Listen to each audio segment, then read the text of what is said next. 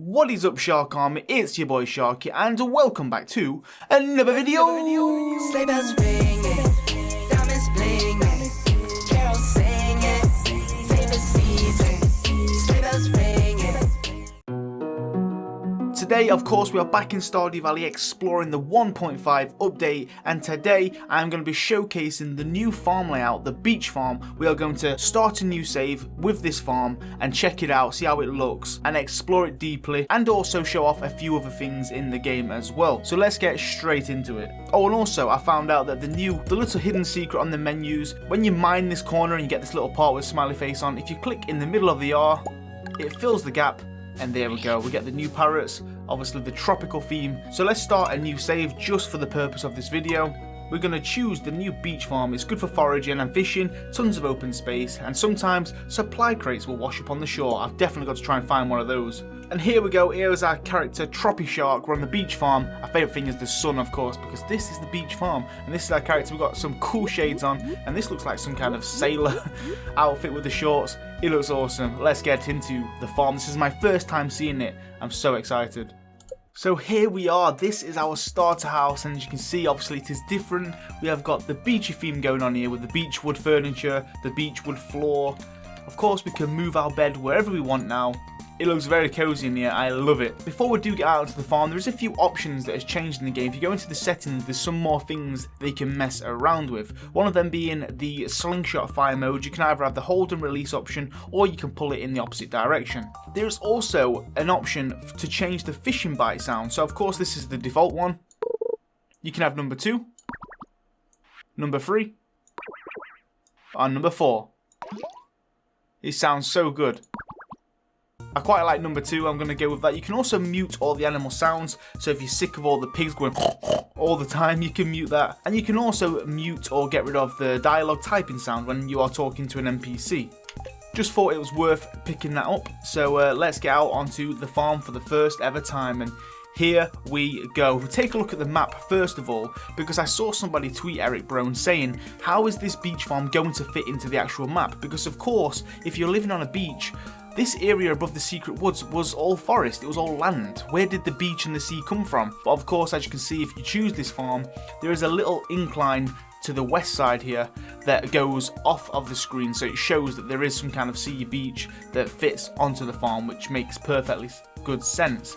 So there we go, that's what it looks like on the map. Now I'm going to zoom out as far as I can.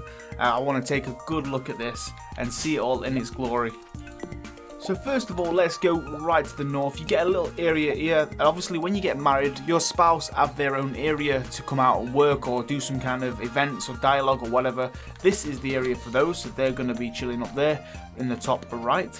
Shipping bins right there. We've got our dog, which is going to be living here. This is the place where you warp to if you use a warp totem. This is going to be spawning you right there. If we go all the way around, we've got lots of ocean around us, so fishing is going to be so good on this farm. First we'll showcase the layout of it, and then we'll go further into it and I'll demonstrate how this farm works. Obviously, as you can see, grass will still grow on the sand, and you can grow crops on the sand too, just as normal, but we'll go into that a little sooner because I do want to talk about certain things. There's lots of hardwood stumps here. We've got some kind of washed up pile of woods.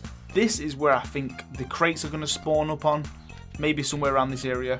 If you go all the way down to the bottom, obviously this leaves to go down towards Marnie's ranch and the forest. But if we keep going further around, we can cut through here. This is like a little grass area. We've also got a big bridge which we can fish off. So we're probably going to get some better high quality fish there because it's deeper water. But if we go up here, like I say, we've got actually a bit of grass and there's some normal soil here.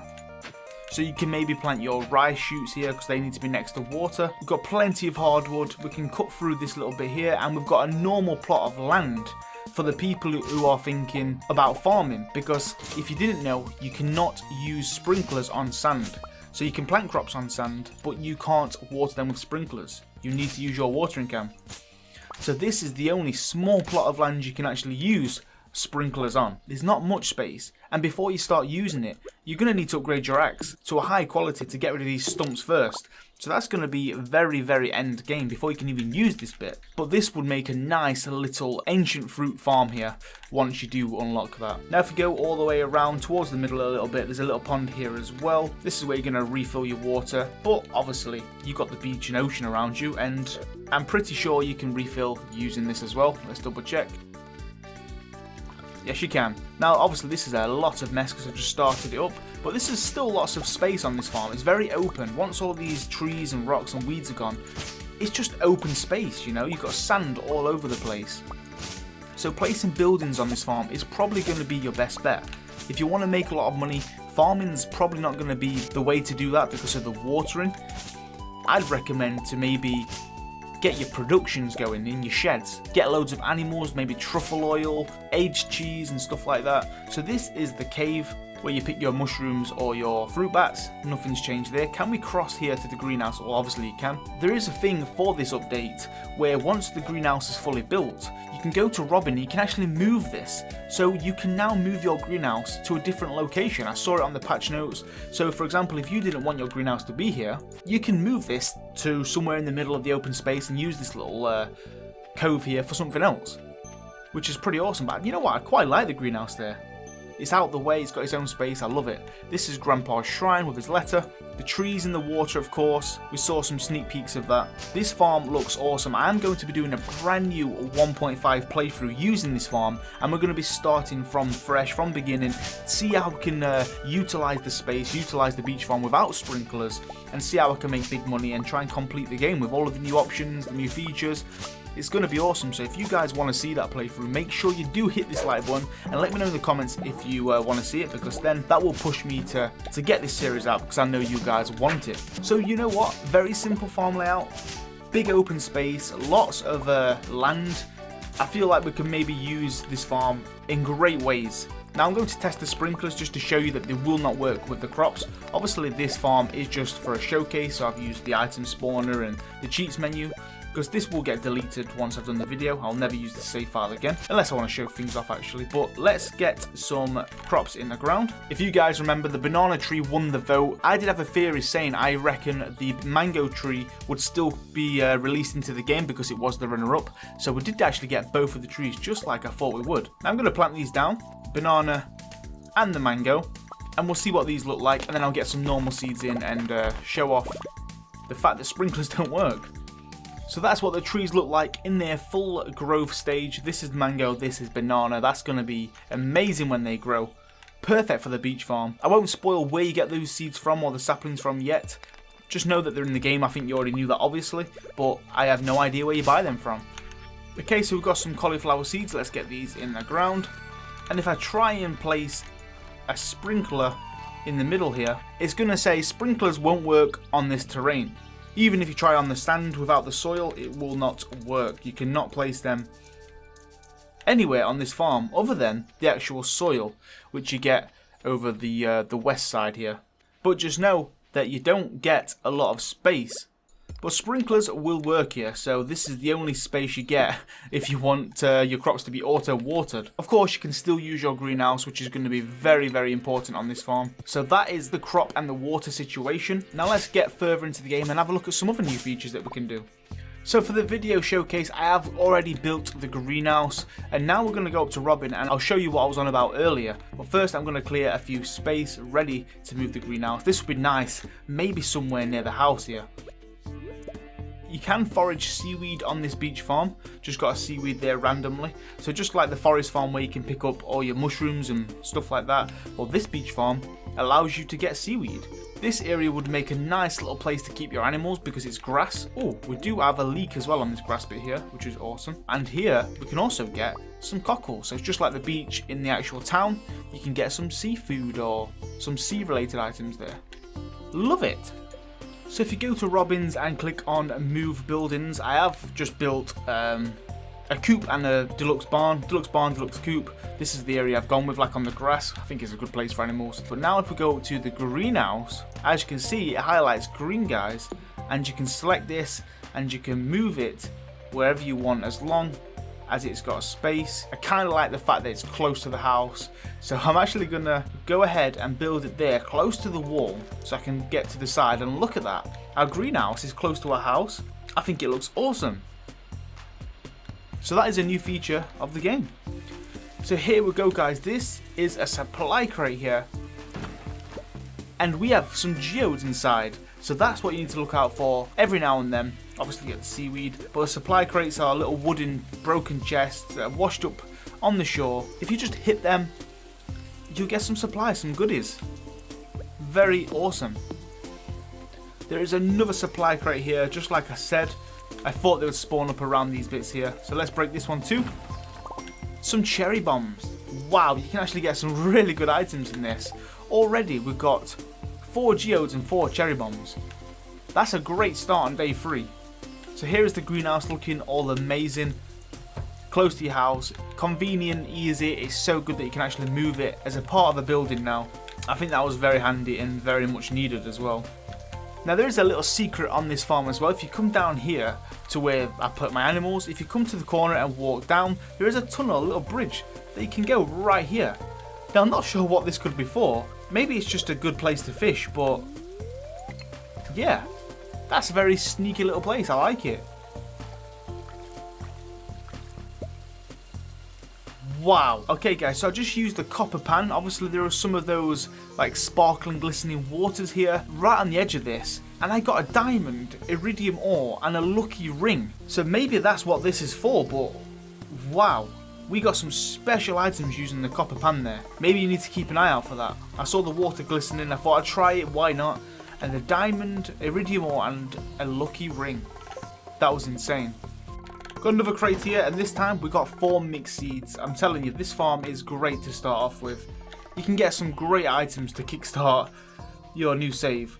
But I want to show something off as well. In this coop, I have bought some duckies and chickens, of course. Now, there is a new feature with the animals. You've probably seen and heard that ducks can now swim in the sea, in the water around your farm on this layout, and of course, maybe in ponds. But also, baby animals follow around adult animals in the coop. So like baby chicks will follow where their mums go, which I think is pretty awesome. So let's let these out and see what they do. I might have to move the coop because I don't know if the ducks are going to swim in this pond here. They might have to go up here somewhere, open water. I'll just keep my eye on them and see what happens. Another feature for the 1.5 update is you can customize the way your buildings look. Once you've got some buildings, you can actually click onto one that you've already placed and built, and you can change the colour of it. So for example, this coop here is some kind of red and browny wood. If you click on it, you can change the way this looks completely.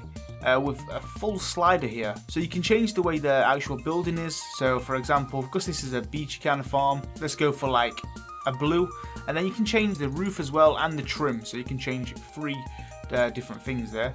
If you get a colour that you really like, you can copy this and it will clip it on the top here. So if you want to go to the roof and you want to match the trim, you can click on that and there is your new building. I've gone with like a, I don't even know what it is. So there we go, you can customize the way your buildings look. I think is awesome. We could do the barn as well. There is our new barn. Looking awesome. Oh my god, the duck just went into the pond. Look how amazing that is, guys. So I was trying to move these up into the other coop, but for some reason these two are glitched out and yeah, they're just not wanting to go back in there. Maybe if I shut the door on the coop. But it's swimming in the pond. They actually work.